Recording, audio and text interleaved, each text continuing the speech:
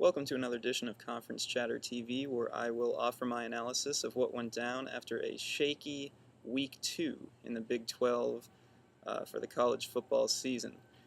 Thanks for stopping by again. We are on site here today at the Union here at the University of Kansas, and my name is Sorrentino. You can check my stuff out at kusports.com, where I'm keeping my Conference Chatter blog all season long.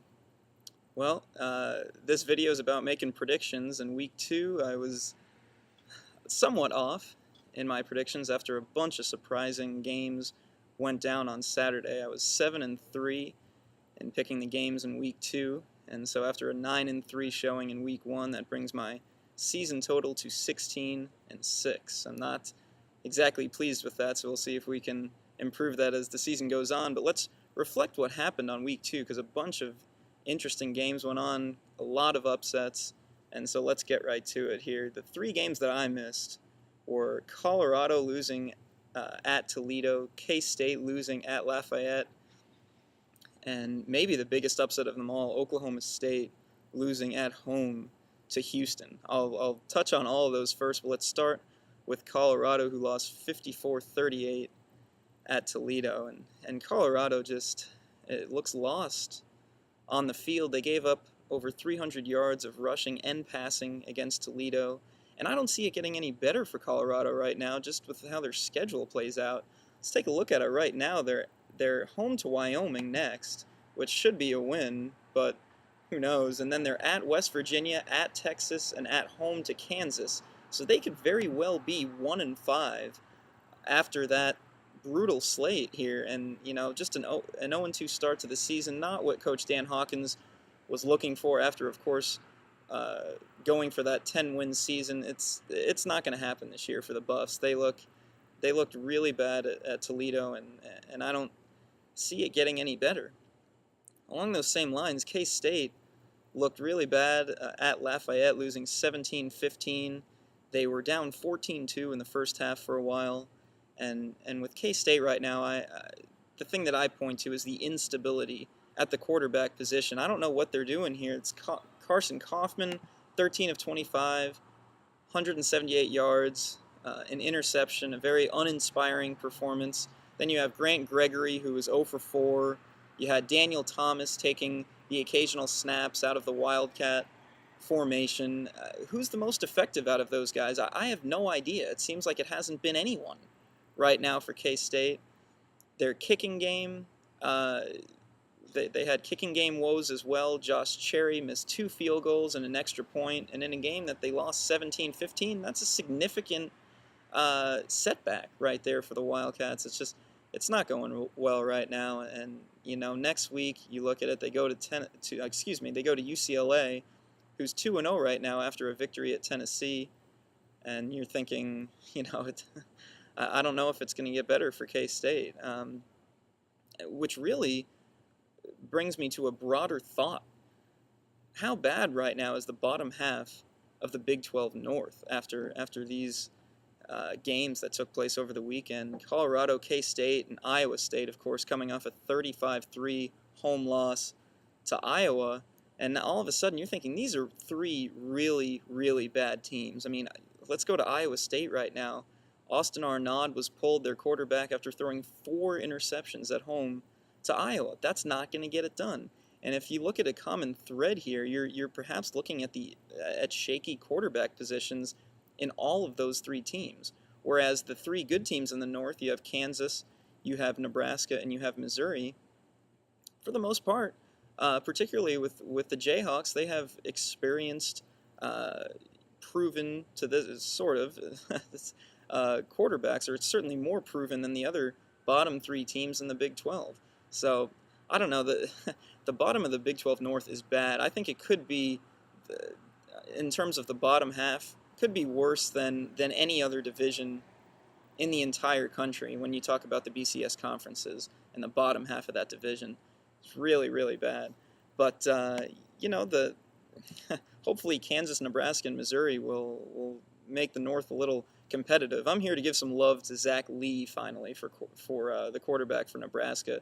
Seems like he's an unknown guy across the country, but he was huge in Nebraska's 38-9 victory over Arkansas State. I predicted that one correct, of course. Wasn't a hard one to predict, but Zach Lee, 27 to 35, 340 yards, 4 touchdowns. He's been on point for the 2 games that Nebraska has played this season. Let's move a little bit. Let's go back to the South now, and those games that the games that I lost, of course, K-State, Colorado, and then Oklahoma State was that third one. Who saw this coming? After just a great Week 1 opener for Oklahoma State, beating a ranked Georgia team at home, you're thinking, hey, no problem with Houston, right? Not the case. 45-35, they lost. The Oklahoma State defense looked bad in giving up 45 points, and I don't know what to think of them. I really don't. Especially with Kendall Hunter, their star running back, getting hurt. He was seen in a walking boot on his right leg. He could miss some time. I have no idea where Oklahoma State goes from here. You thought that after Week 1, they were going to contend for the South Division title with Texas. And now you're looking at it like, okay, if the defense plays like this and gives up chunks of yardage, I mean, there were times where Case Keenum just lobbed passes in, and it almost appeared one time that, OSU guys were just kind of standing around on defense, and, that's not going to get it done in the South. I mean, I don't care if Oklahoma's down.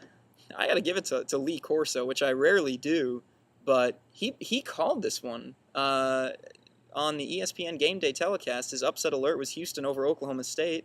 I saw it on Saturday morning and said, you got to be kidding me. Yeah, right. Hey, kudos to Lee Corso with that pick. That was one that I didn't see coming. Rest of the games, I guess I won Texas with 41-10. It was a little bit closer than that in the first half. But look, I think people are making too much out of Texas got scared in the first half. They might be a little overrated. Look, give me a break. 41-10. They outplayed them. They outscored them 28-0 in the second half. There's a lot more to be concerned about in the Big 12 right now, and Texas is not one of those teams right now. Longhorn fans, I wouldn't freak out after that rather uninspiring first half at Wyoming. 41-10.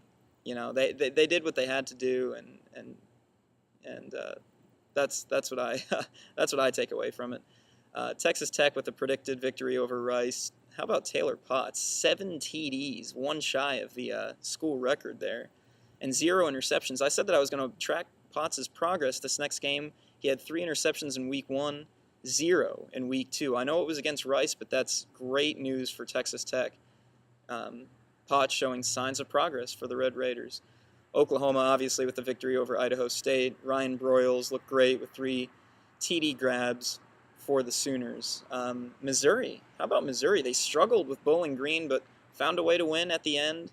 They ended up winning 27-20, but it was not easy. They were down for most of that game, and so that was a little bit of a surprise. And finally, Kansas with the win over UTEP. Look, KU looked great on the road. A couple of people I talked to said, some KU fans said, maybe they didn't look too good. I'm seeing a balanced football team right now at the University of Kansas. Let's look at it. The passing, Todd Reesing, not his best game, but he, effective. 260 yards, a touchdown. I know he had that interception, but a manageable game for Todd Reesing.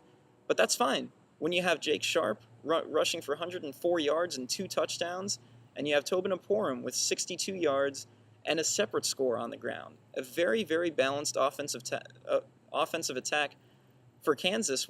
And then you look at the defense. They played great against the UTEP team that can put points up on the board at the Sun Bowl, away from home. I was very impressed with the KUD. 6 sacks and an interception for KU. I think this is the best team in the Big 12 North right now, without any question, until they prove otherwise.